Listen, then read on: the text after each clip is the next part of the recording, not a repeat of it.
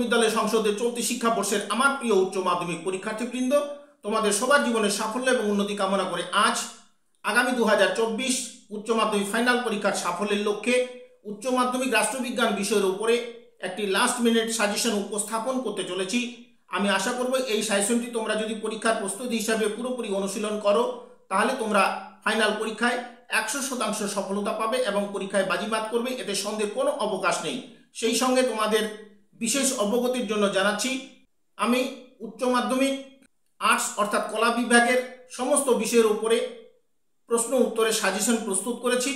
স্ক্রিনে দেওয়া যে নাম্বারটি তোমরা দেখতে পাচ্ছ, এই নাম্বারে যোগাযোগ করে স্বল্প মূল্যে সেই সাজেশনগুলো তোমরা সংগ্রহ করতে পারো এবং পরীক্ষায় অনুশীলন করতে পারো।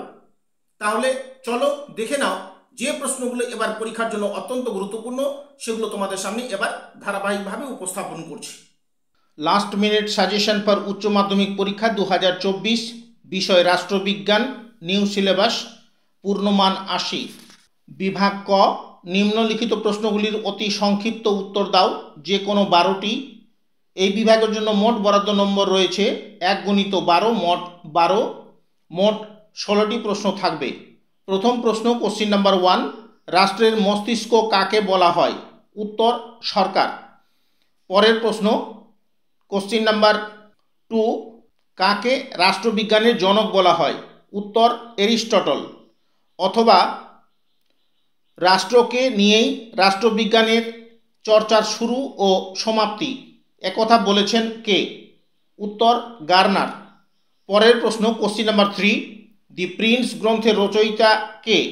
উত্তর ম্যাকিয়াভেলি। পরের প্রশ্ন, কোশ্চিন নাম্বার 4, নবজাগরণের সন্তান হিসেবে চিহ্নিত করা হয় কাকে? উত্তর ম্যাকিয়াভেলিকে। পরের প্রশ্ন, কোশ্চিন নাম্বার 5, রিপাবলিক গ্রন্থটির রচয়িতা হলেন কে? উত্তর প্লেটো। কোশ্চিন নাম্বার 6, রাষ্ট্রবিজ্ঞানকে একটি প্রগতিশীল বিজ্ঞান বলে কে অভিহিত করেছেন? উত্তর Lord Bryce. Question number 7, nationalism গ্রন্থটি লিখেছেন কে? উত্তর রবীন্দ্রনাথ ঠাকুর।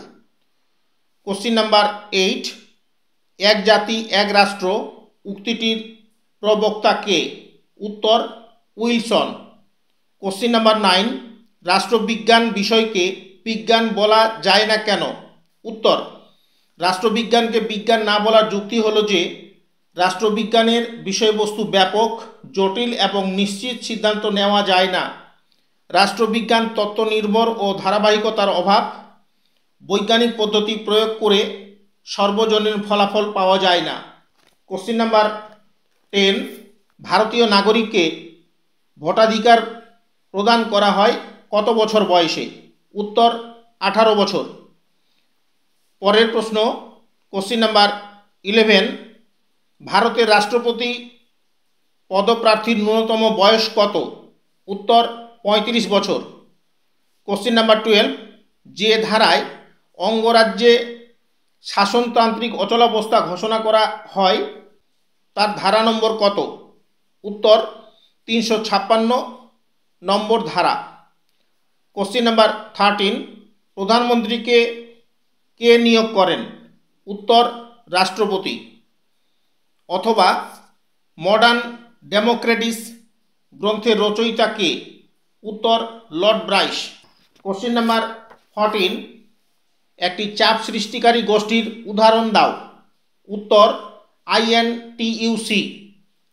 কোশ্চিন নাম্বার 15, ভারতে দলত্যাগ বিরোধী আইন পাশ হয় কত সালে?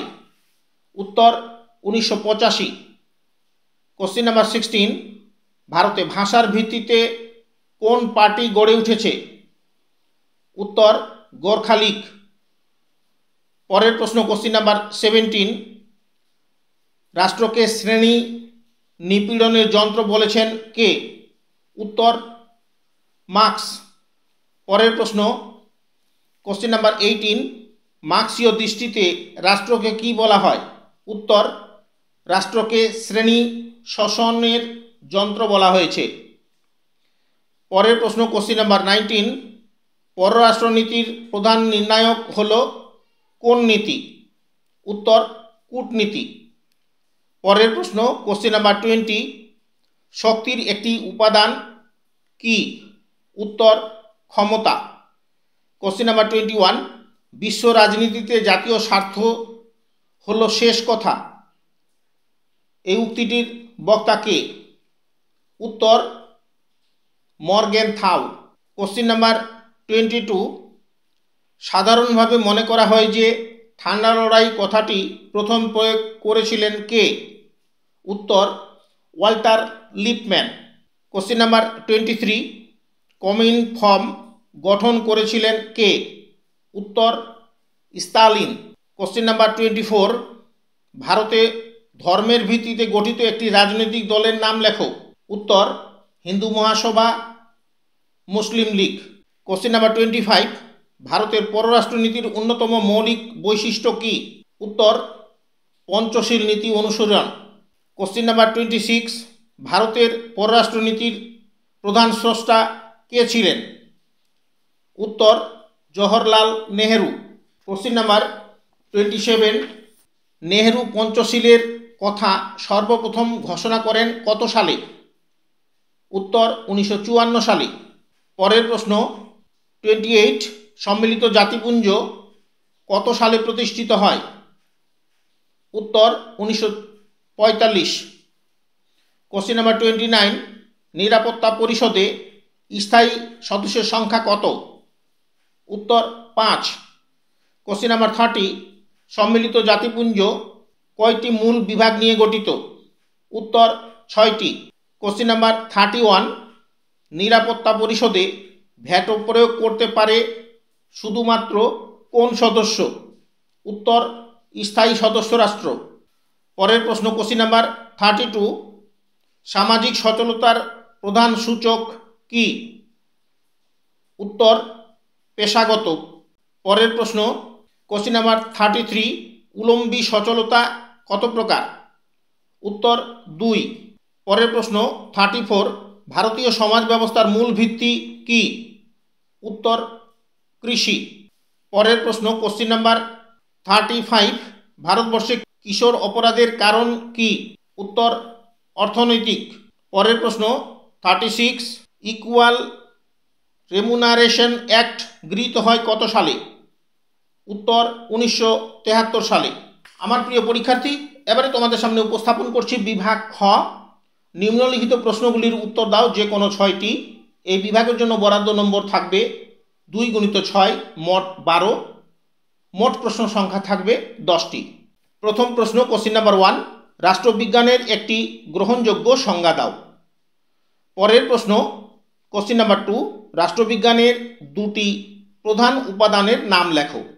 কোশ্চেন নাম্বার 3, বিবর্তনবাদ বর্ণিত রাষ্ট্র সৃষ্টির 2টি উপাদান উল্লেখ করো। কোশ্চেন নাম্বার 4, জাতীয়তাবাদের সংজ্ঞা দাও। কোশ্চেন নাম্বার 5, নাগরিকতা অর্জনের রক্তের সম্পর্ক নীতিটি কি? কোশ্চেন নাম্বার 6, দ্বৈত নাগরিকতা বলতে কি বোঝো? কোশ্চেন নাম্বার 7, সংবিধানকে কয়টি ভাগে ভাগ করা যায় এবং কি কি? অথবা রাষ্ট্রপতি কত প্রকারের জরুরি অবস্থা ঘোষণা করতে পারেন, কি কি? পরের প্রশ্ন কোশ্চেন নাম্বার 8, রাজ্যের শাসনতান্ত্রিক অচলাবস্থা বলতে কি বোঝো? অথবা ভারতের ক্যাবিনেটের যে কোনো 2টি গুরুত্বপূর্ণ কাজ লেখো। কোশ্চেন নাম্বার 9, রাজনৈতিক দল ও চাপ সৃষ্টিকারী গোষ্ঠীর মধ্যে একটি পার্থক্য লেখো।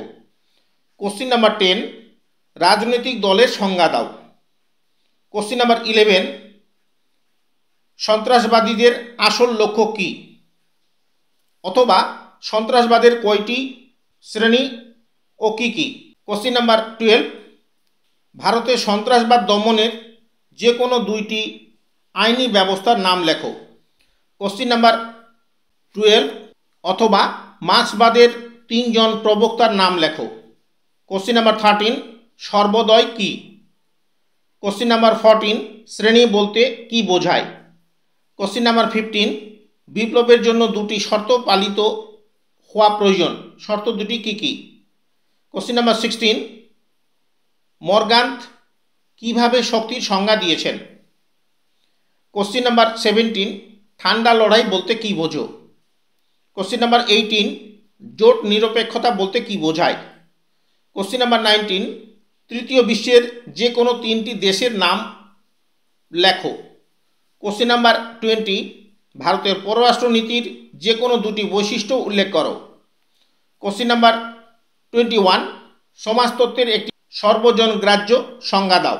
কোশ্চেন নাম্বার 22, সামাজিক অসাম্য কয় প্রকার ও কী কী? কোশ্চেন নাম্বার 23, সামাজিক সচলতা কয় প্রকার ও কী কী? কোশ্চেন নাম্বার 24, অর্থশাস্ত্র ও আইন ই আকবরী এর লেখকদ্বয়ের নাম কি? কোশ্চেন নাম্বার 25, কিশোর অপরাধ কাকে বলে, অথবা কিশোর অপরাধীদের অর্থনৈতিক পুনর্বাসনের জন্য কি ব্যবস্থা নেওয়া হয়েছে? Question number 26, equal remuneration act কি? কোশ্চেন নাম্বার 27, পরিবেশ দূষণ এর কয়টি রূপ কি কি?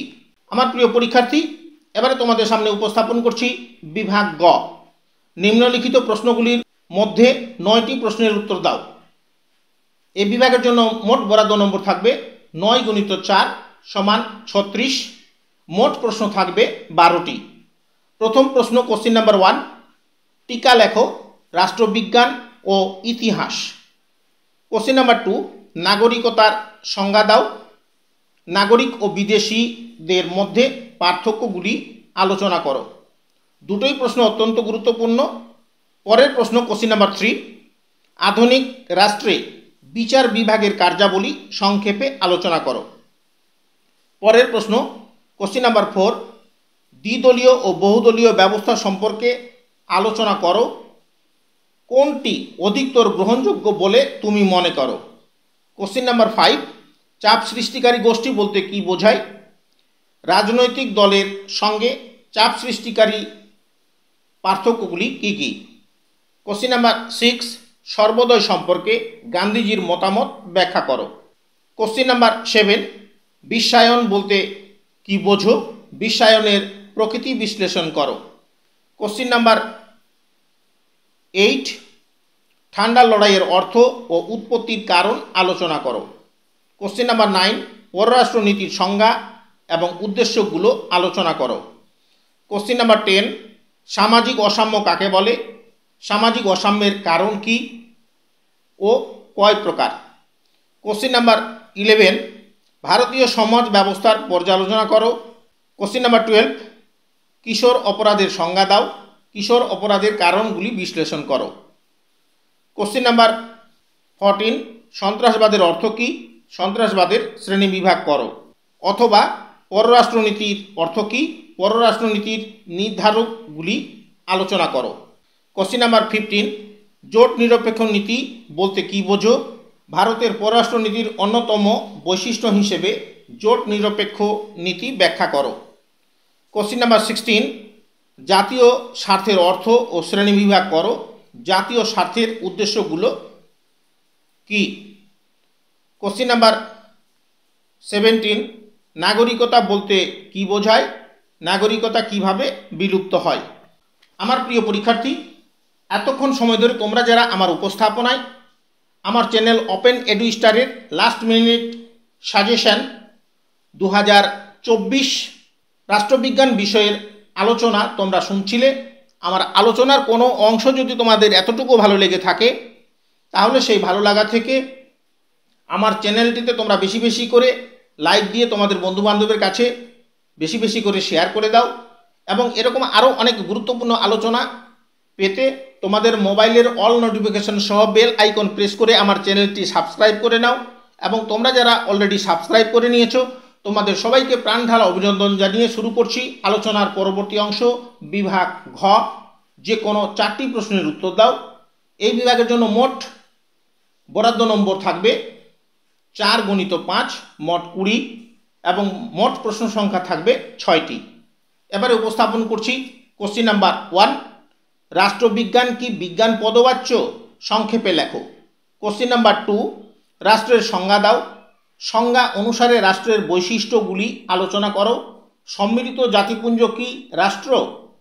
পরের প্রশ্ন, কোশ্চেন নাম্বার 3, সার্বভৌমিকতার সংজ্ঞা দাও। সার্বভৌমিকতার বৈশিষ্ট্যগুলো আলোচনা করো। কোশ্চেন নাম্বার 4, আত্মনিয়ন্ত্রণের অধিকার বলতে কি বোঝায়? এই তত্ত্বের পক্ষে ও বিপক্ষে যুক্তিগুলি ব্যাখ্যা করো। কোশ্চিন নাম্বার 5, গণতান্ত্রিক রাষ্ট্রে আইনসভার কার্যাবলী ও ভূমিকা সম্পর্কে যা জানো লেখো। কোশ্চিন নাম্বার 6, ভারতের নিয়ন্ত্রক ও মহাগণনা পরীক্ষকের নিয়োগ কার্যকাল ও পদচ্যুতি কিভাবে ঘটে তার কার্যাবলী ও ক্ষমতা ব্যাখ্যা করো। কোশ্চিন নাম্বার 7, ভারতীয় দলীয় ব্যবস্থার বৈশিষ্ট্য ব্যাখ্যা করো। কোশ্চিন নাম্বার 8, রাষ্ট্রের প্রকৃতি সম্পর্কে উদারনীতিবাদ তত্ত্বটি পর্যালোচনা করো। কোশ্চিন নাম্বার 9, শ্রেণী বলতে কি বোঝায়? বিভিন্ন সমাজে শ্রেণী সংগ্রামের ভিন্ন ভিন্ন রূপ সম্পর্কে আলোচনা করো। এই তত্ত্বের গুরুত্ব কী? কোশ্চিন নাম্বার 10, শক্তি কাকে বলে? শক্তির উপাদানগুলি আলোচনা করো। কোশ্চিন নাম্বার 11, সম্মিলিত জাতিপুঞ্জের সাফল্য ও ব্যর্থতা পর্যালোচনা করো। কোশ্চিন নাম্বার 12, সমাজতত্ত্বের সংজ্ঞা দাও। সমাজতত্ত্বের বৈজ্ঞানিক প্রকৃতি পর্যালোচনা করো।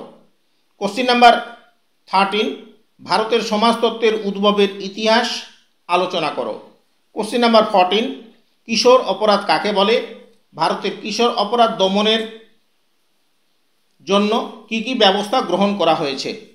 কোশ্চিন নাম্বার 15, প্রাকৃতিক পরিবেশ দূষণে মানব সভ্যতার অবদান ও ভূমিকা বিশ্লেষণ করো। 16, সন্ত্রাসবাদের সংজ্ঞা দাও। ভারতে সন্ত্রাসবাদের রূপ পর্যালোচনা করো। কোশ্চিন নাম্বার 17, রাষ্ট্রের উৎপত্তি সংক্রান্ত বিবর্তনবাদ তত্ত্বটি আলোচনা করো। কোশ্চিন নাম্বার 18, ভারতীয় সংসদের কার্যাবলী আলোচনা করো। কোশ্চিন নাম্বার 19, ভারতের রাষ্ট্রপতির ক্ষমতা ও কার্যাবলী আলোচনা করো। কোশ্চিন নাম্বার 20, ভারতের সুপ্রিম কোর্টের গঠন ও কার্যাবলী আলোচনা করো। আমার প্রিয় পরীক্ষার্থী, এই বিভাগের উপরে তোমাদের সামনে একটি গুরুত্বপূর্ণ কথা জানিয়ে রাখতে চাই যে এই বিভাগের প্রশ্ন আমি দিয়েছি 20টি এবং আগের বিভাগ অর্থাৎ গ বিভাগের প্রশ্ন দিয়েছি আমি 17টি। ঘ বিভাগের প্রশ্ন গ বিভাগেও যেতে পারে এবং গ বিভাগের প্রশ্ন ঘ বিভাগেও আসতে পারে। যাই হোক, এই বিভাগে অর্থাৎ ঘ বিভাগের যে প্রশ্নগুলি তোমরা সবচাইতে বেশি করে প্রিপারেশন নেবে সেই প্রশ্নগুলি আবারও বলছি। দাগ নম্বর 1, 5, 6, 7, 8, 9, 10, 12, 13, 14, 15 এই দাগগুলি অত্যন্ত গুরুত্বপূর্ণ এবং গ বিভাগের জন্য যে দাগগুলি অত্যন্ত গুরুত্বপূর্ণ সেগুলো তোমাদের সামনে আবার উল্লেখ করছি। দাগ নম্বর 1, 2, 3, 4, 5, 6, 7, 9, 10, 11, 12, 14 এবং 17। যাই হোক আমার প্রিয় পরীক্ষার্থী, এতক্ষণ সময় ধরে তোমরা যারা আমার উপস্থাপনায় আমার আলোচনা শুনছিলে, তোমাদের সবার জীবনে সাফল্য এবং উন্নতি কামনা করে আজকের মতো আমার আলোচনা এখানে সমাপ্ত করছি। আবারও দেখা হবে এরকম অনেক গুরুত্বপূর্ণ আলোচনা নিয়ে। ততক্ষণে সবাইকে ধন্যবাদ।